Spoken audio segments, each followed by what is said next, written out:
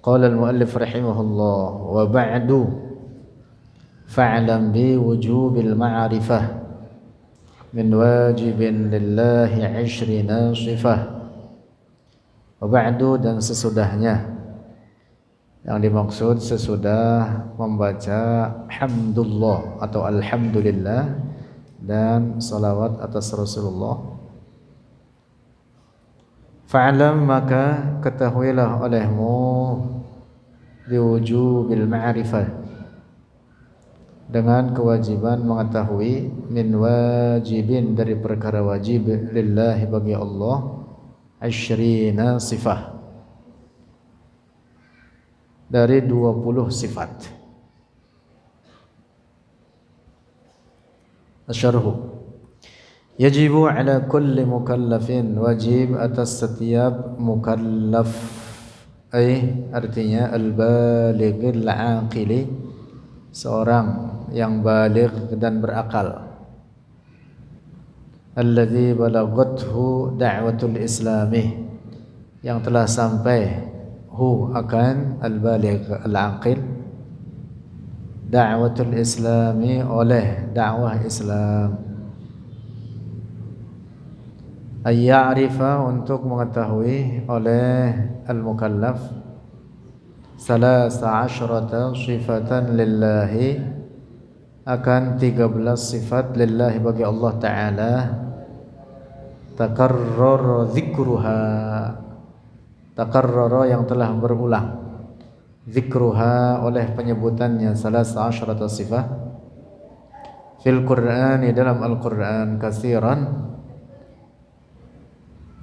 secara banyak, imma bil lafzi, ada kalanya dengan lafaz, wa imma bil ma'na, dan ada kalanya dengan makna.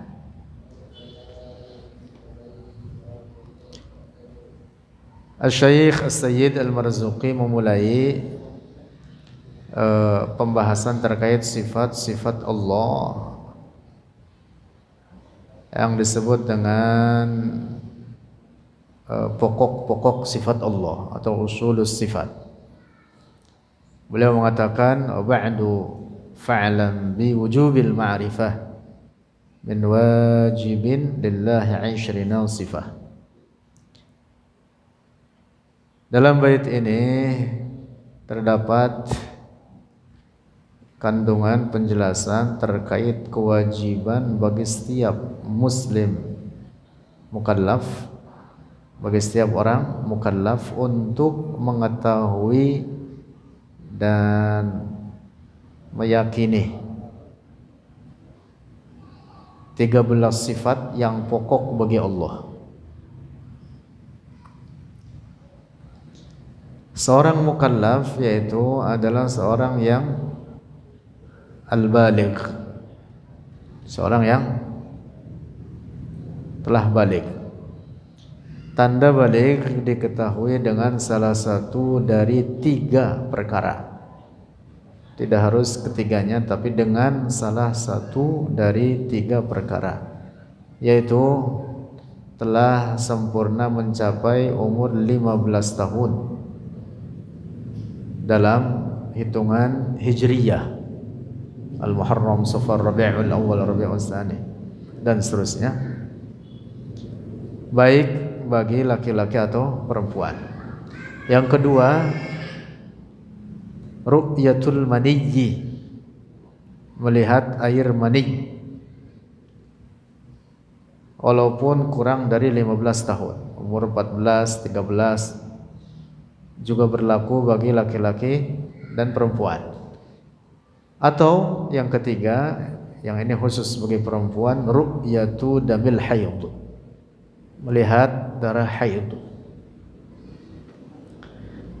Nah, apabila salah satu dari 3 perkara tersebut terjadi, maka berarti disebut apa? Baligh. Kemudian yang kedua, seorang disebut mukallaf adalah al-aqil, seorang yang berakal. Nah, maka seorang yang tidak berakal, maka berarti bukan mukallaf. Lalu syarat yang ketiga adalah balaghathu da'watul Islam, telah sampai kepadanya dakwah Islam. Yang dimaksud dakwah Islam adalah aslud dakwah, pokok dakwah Islam, yaitu la ilaha illallah Muhammadur Rasulullah. Seorang yang telah sampai kepadanya aslud dakwah ini, dia mendengar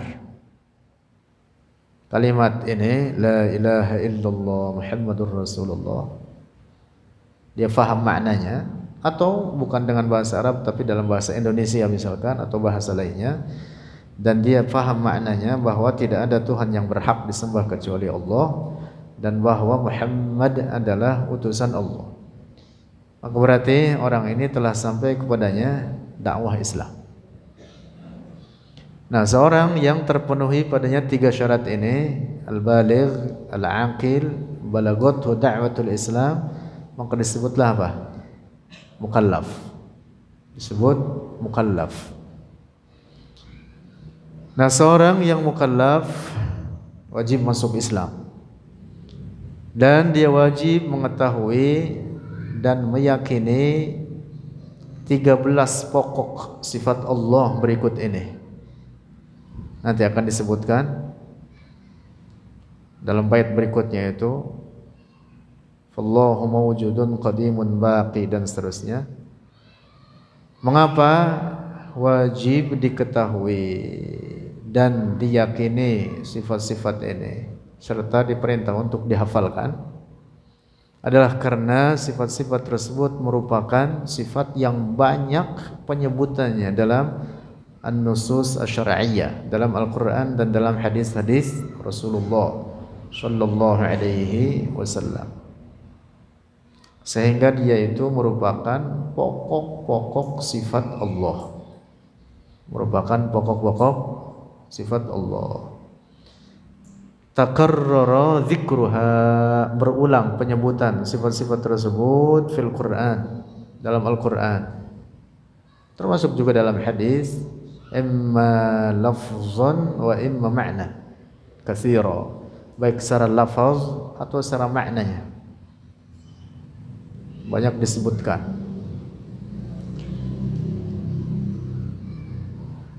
Lanjut, wa hadhihi, dan ini salasa asyrata sifatan, hiya usulus sifati, dialah pokok-pokok sifat Allah. Ini pahami di sini, usul as-sifat, pokok-pokok sifat Allah.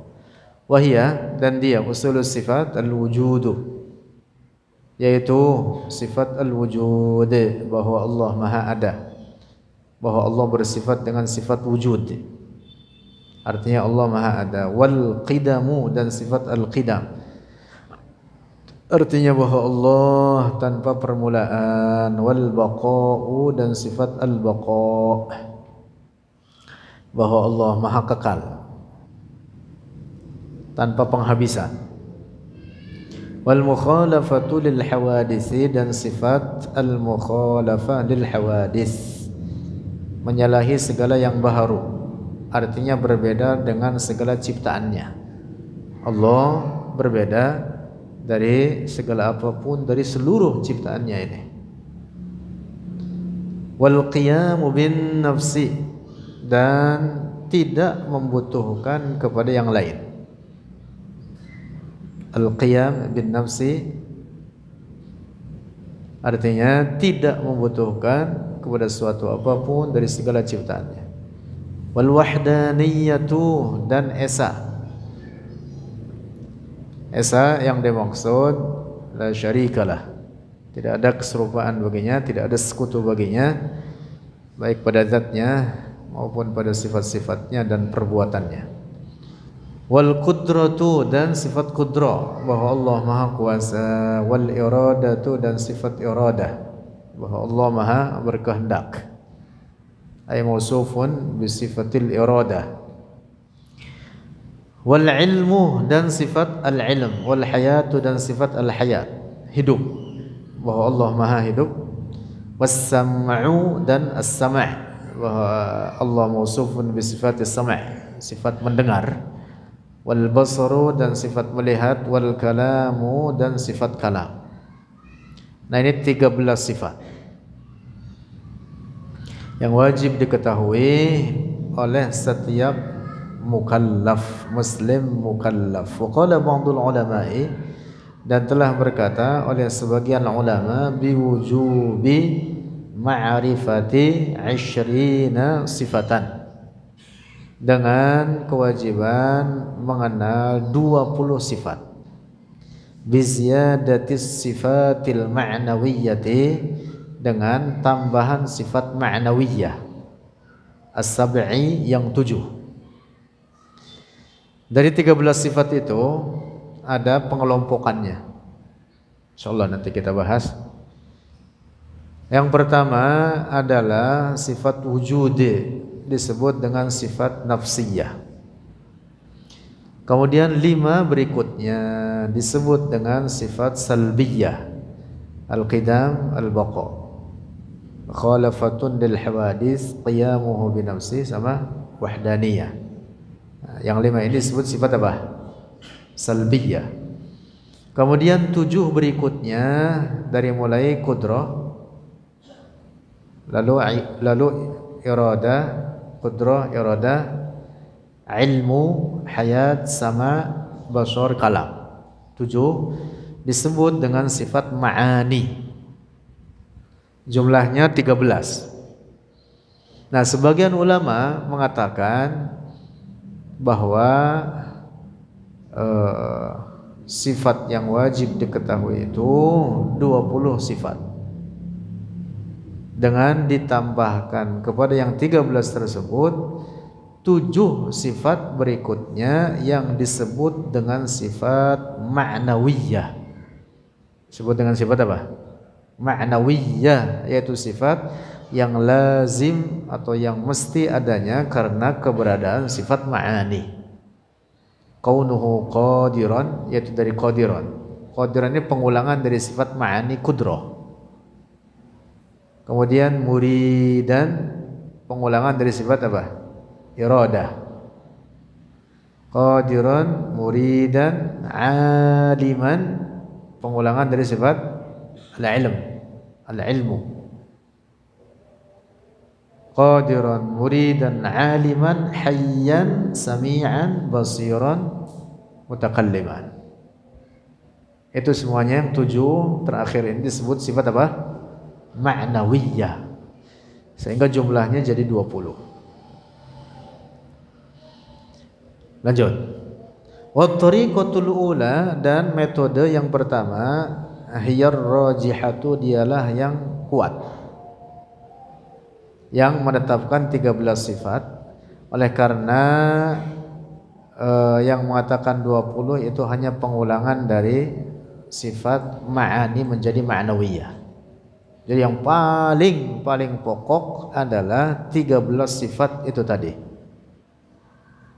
sampai sifat kalam, wujud, qidam, baqa, mukhalafatun lil hawadis, qiyamuhu bi nafsihi, wahdaniyah, qudrah, irada, ilmu, hayat, sama, basar, wahdaniyah, qudrah, irada, ilmu, hayat, sama, basar, kalam.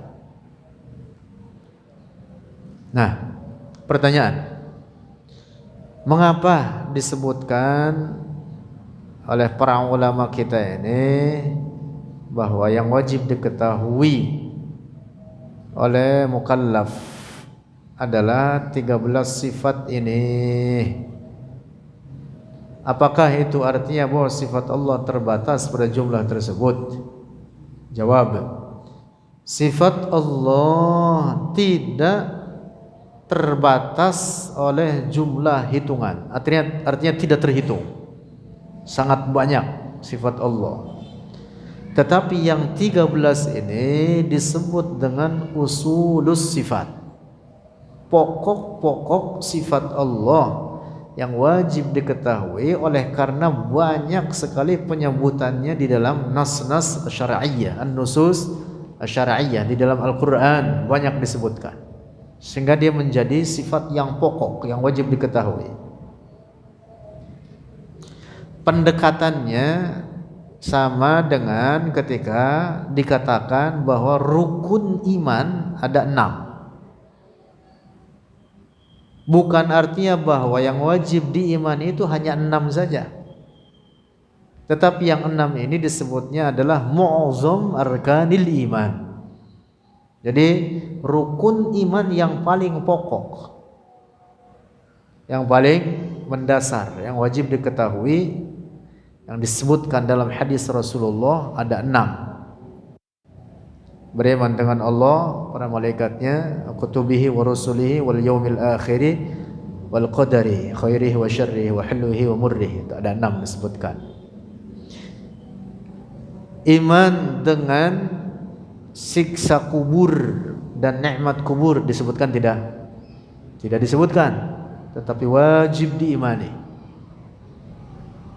Wajib diimani. Orang yang mengingkari adanya naimul qabr atau azabul qabr, orang mengingkari, mendustakannya, maka dia dihukumi kafir.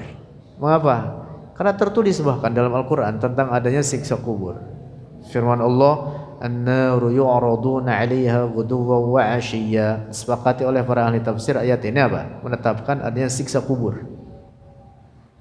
Juga beberapa ayat lainnya ada disebutkan dalam Al-Quran, termasuk di antaranya firman Allah, wa man a'rada 'an dzikri fa inna lahu ma'isyatan dhanka wa nahsyuruhu yaumal qiyamati a'ma. Para ahli tafsir menyatakan ayat ini berbicara tentang apa? Siksa kubur, azabul qabr. Nah, tetapi tidak disebutkan dalam apa? Rukun iman yang 6 itu.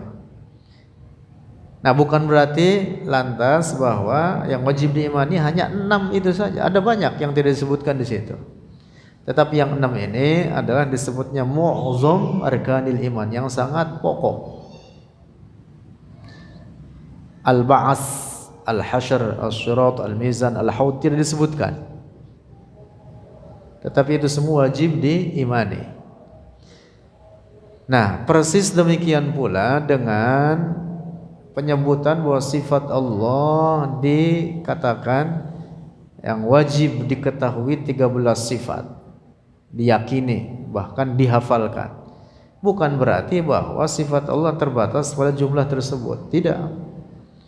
Tetapi yang 13 ini apa? Disebutnya usulus sifat, pokok-pokok sifat Allah, yang oleh karena banyak penyebutannya di dalam teks-teks Al-Quran sehingga menjadi sangat mendasar. Dapat dipaham ya? Nah, maka wajib untuk mengetahui dan meyakininya, bahkan diperintah untuk menghafalnya. Lanjut. Wa hadhihi as-sifatus salasa asyrata, dan ini sifat yang 13, azaliyatun, itu azaliyah. Apa artinya azaliyah? Tanpa permulaan. Bi azaliyatiz zati, dengan keazalian zat Allah. Zat Allah artinya hakikat Allah. Zat Allah bukan benda, bukan fisik, bukan tubuh. Zat Allah apa artinya? Hakikatullah. Nah, zat Allah tanpa permulaan, juga tanpa penghabisan. Demikian pula dengan sifat-sifatnya itu tadi, yang merupakan sifat zatnya yang 13, juga azaliyatun abadiyah, tanpa permulaan dan tanpa penghabisan.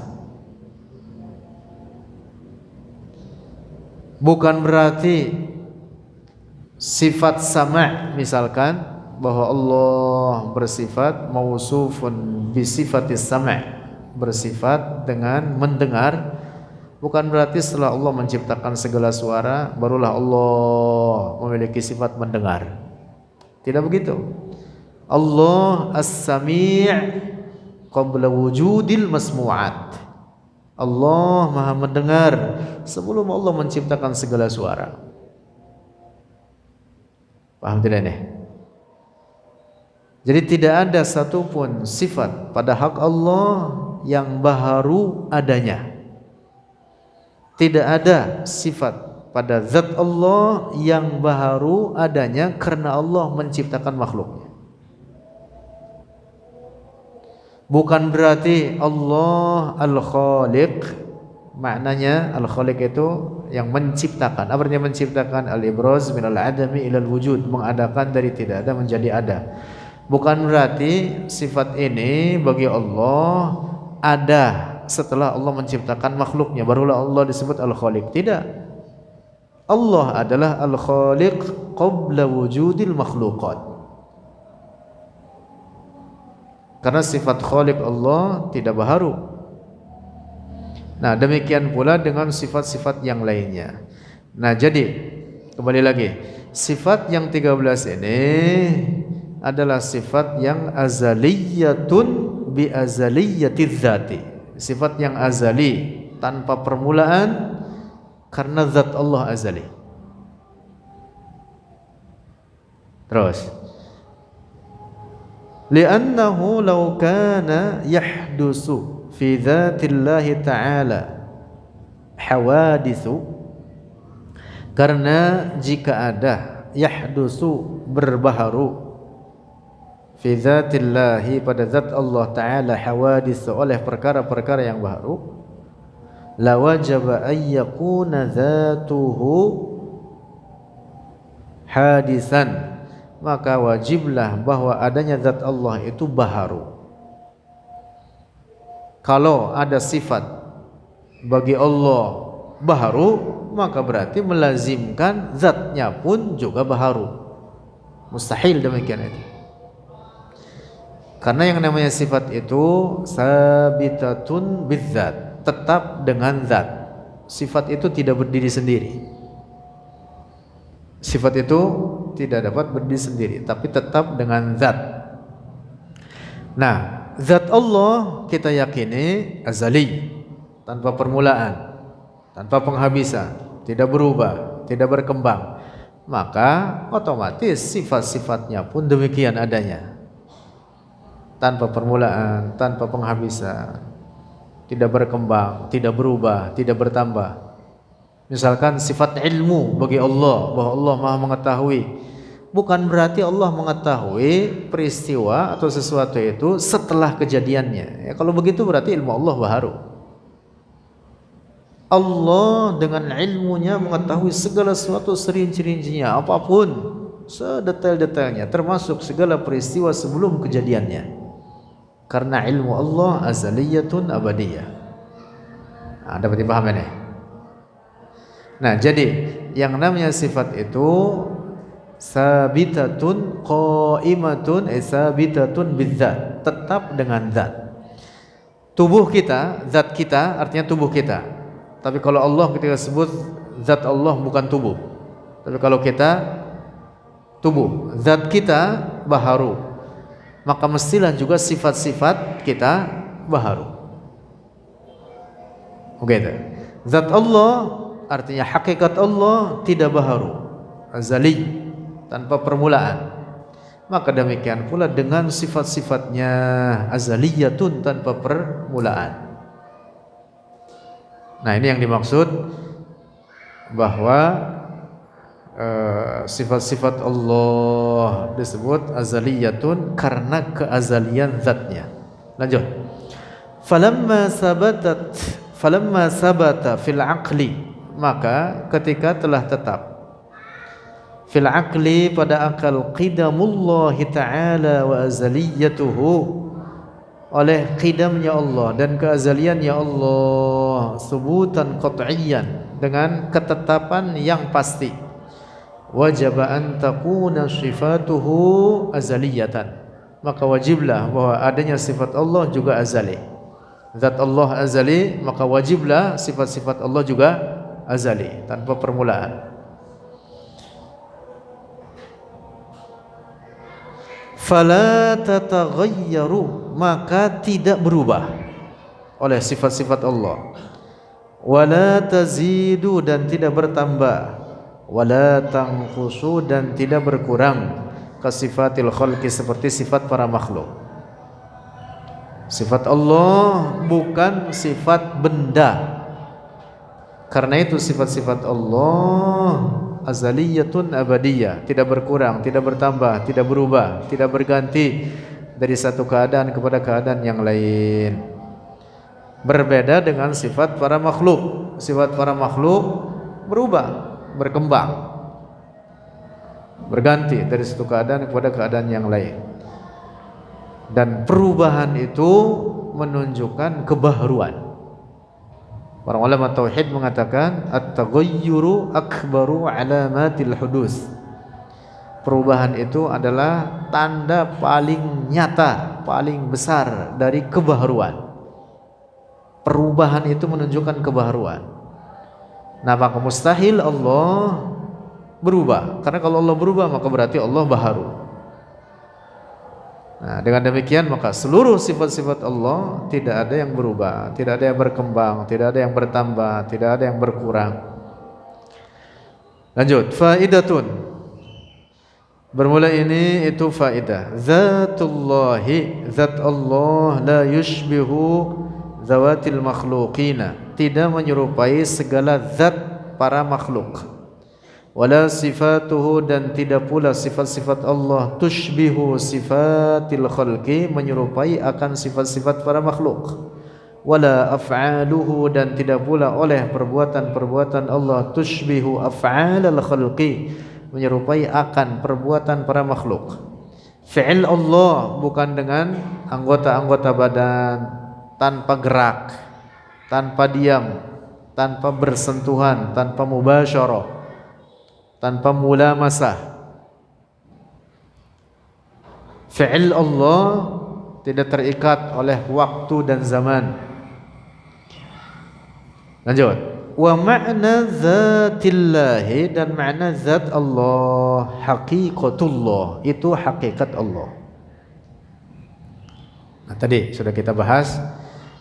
Jadi makna zat Allah bukan dalam makna benda. Penyebutan zat disandarkan bagi Allah bukan dalam pengertian apa? Benda. Tapi makna zatullah ay haqiqatullah, hakikat Allah. Wa amma idza qila zatu Zaidin, adapun apabila dikatakan zat Zaid, zat fulan, fajismuhu, maka yang dimaksud apa? Jisimnya, fisiknya, tubuhnya. Tapi penyebutannya bagi Allah zatullah, bukan dalam makna fisik. Zatullah ay haqiqatullah. Nah, jadi kesimpulannya zat Allah bukan benda, sifat-sifat Allah bukan sifat-sifat benda. Benda terbagi dua. Satu, benda kasif, yaitu benda yang dapat disentuh atau diraba dengan tangan, seperti manusia, bumi, termasuk langit, binatang-binatang, pepohonan, dan lain sebagainya.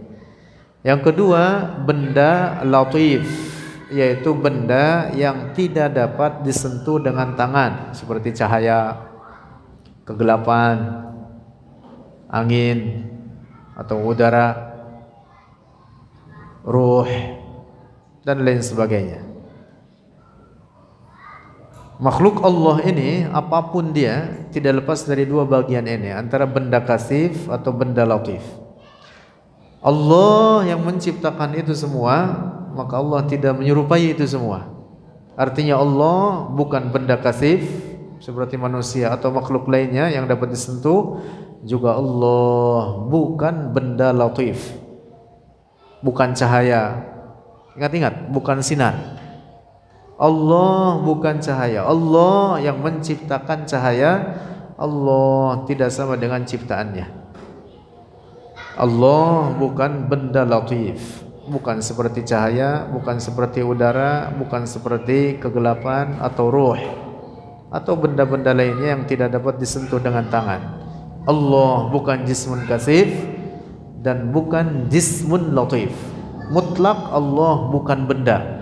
Allah Maha Suci dari segala bentuk dan ukuran, kecil maupun besar. Adapun makna takbir Allahu Akbar, biasanya kita menerjemahkan Allah Maha Besar. Yang dimaksud takbir ini adalah ta'zimun lillah, ay annallaha akbaru min kulli syai'in qadran. la hajman. Artinya bahwa Allah Maha Agung pada derajatnya lebih dari segala apapun. Bukan artinya takbir bahwa Allah memiliki fisik bentuk yang sangat besar, bukan. Tapi makna takbir itu apa? Adalah pengagungan terhadap Allah dari segi derajat dan kedudukannya lebih dari segala apapun. Allah bukan benda. Allah Maha suci dari segala bentuk dan ukuran, dan Allah Maha suci dari tempat dan arah. Allah ada tanpa tempat dan tanpa arah, tidak membutuhkan kepada ruang, tidak membutuhkan kepada waktu dan zaman, karena tempat atau ruang serta waktu dan zaman adalah ciptaan Allah. Allah tidak terikat oleh ciptaannya, tidak membutuhkan kepada ciptaannya tersebut. Wallahu a'lam bishawab. Ini minggu terakhir ini. Minggu depan udah puasa belum? Belum. Ya berarti kalau ketemu puasa libur udah. Ketemu lagi minggu depan, mudah-mudahan ketemu lagi insyaallah. Dan kalau mau ngaji tiap hari ada di pesantren Nurul Hikmah setiap subuh. Kita ngaji kitab Riyadhus Shalihin dan kitab Mukhtasar Sulamit Taufiq. Bagi yang berkenan silahkan tiap hari. Sudah ada beberapa kitab yang kita hatamkan. Sekarang sedang membaca kitab Riyadhus Shalihin. Wallahu a'lam bishawab. Astagfirullah.